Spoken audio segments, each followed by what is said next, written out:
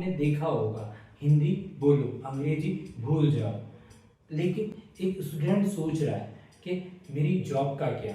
वहीं एक रूरल बच्चा सोचता है कि काश मैंने इंग्लिश मीडियम में पढ़ाई की होती, मेरी जॉब लग जाती।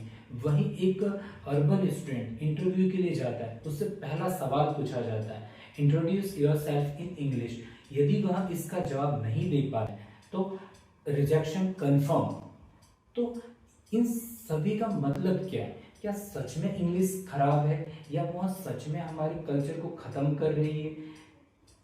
अगर ये पॉलिटिशियंस सही कह रहे हैं तो हम थोड़ा सा इसके बारे में डिटेल में समझते हैं कि ये जो लैंग्वेज है इंग्लिश है, इसकी स्टार्टिंग कैसे हुई और ये हमारा एक कल्चर का पार्ट कैसे बन गई। तो हम देखते हैं कि जब ब्रिटिशर्स आए थे तो उन्हें वर्कर चाहिए थे, रूलर नहीं, तो उन्होंने इंग्लिश को हम पर थोपा था।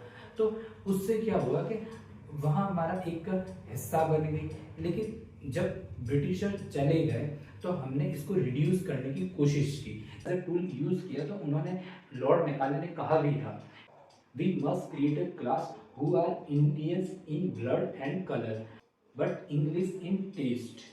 इट मीन्स कि हम ऐसी क्लास को क्रिएट कर रहे हैं जो बाय ब्लड और बाय कलर तो क्या होंगे, इंडियंस होंगे, लेकिन इंटेलेक्चुअली, ओपिनियंस और मॉरल वैल्यूज से क्या होंगे, ब्रिटिशर्स होंगे। तो यहाँ उनका क्या था, अल्टीमेट गोल था। लेकिन ग्लोबलाइजेशन के समय हमें फिर से इसकी क्या हुई, नीड महसूस हुई, तो इसको फिर से हमारी एजुकेशन रिफॉर्म में शामिल किया गया। लेकिन आज अगर हम इस इंग्लिश को देखें तो हमें समझ में आता है कि इंग्लिश एक स्किल है, एक टूल है कम्युनिकेशन के लिए, जॉब के लिए, यहाँ तक कि हमें इंटरनेशनल रिलेशन के लिए भी हमारे लिए क्या है, एक तरह की ज़रूरत है। लेकिन ये पॉलिटिशियन जस्ट रिवर्स बात करते हैं। वो कहते हैं कि हिंदी बोलो अंग्रेजी मत बोलो। कभी कहते हैं कि देश को एक भाषा की ज़रूरत है, हिंदी। और कुछ एक पॉलिटिशियन कहते हैं कि जो इंग्लिश बोलते हैं वो इंटेलिजेंट नहीं होते।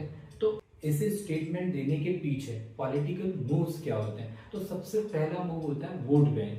कि जो पॉलिटिकल लीडर होता है वो जानता है कि 90% लोग क्या रूरल लैंग्वेज या रीजनल लैंग्वेज बोलते हैं, जबकि 10% लोग ही एलाइट क्लास या फिर इंग्लिश स्पीकिंग वाले होते हैं। तो वो इसी वजह से ऐसी बातें करते हैं जब भी कोई चुनाव या कुछ इस तरह की एक्टिविटीज होने वाली होती है। तो उससे लोगों को लगता है कि यह ग्रास रूट लीडर है, यानी कि जमीन से जुड़ा हुआ लीडर है। दूसरा कारण होता है कल्चरल वेपन की तरह यूज करते हैं कि यहाँ इंग्लिश जो लैंग्वेज है, जो इंग्लिश बोल रहे हैं, वो क्या है, हमारी संस्कृति को खत्म कर रहे हैं।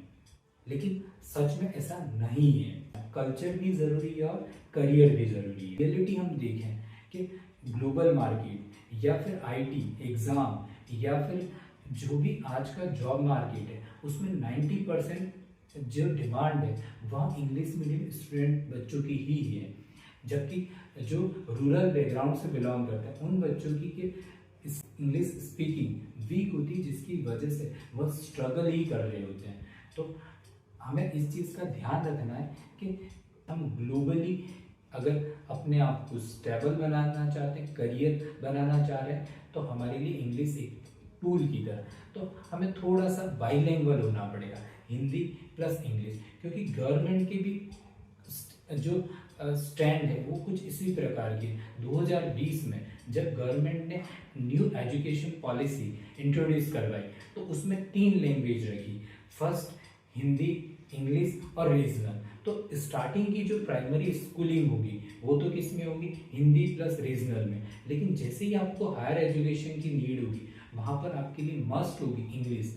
तो हमें इन चीज़ों का ध्यान रखना है कि हम इंग्लिश को एज अ टूल यूज़ करें, एज अ करियर के लिए क्या करें कि हमारा एक तरह से वेपन की तरह यूज़ करें। राजनीति में भाषा एक वोट बैंक है, पर स्टूडेंट के लिए एक फ्यूचर।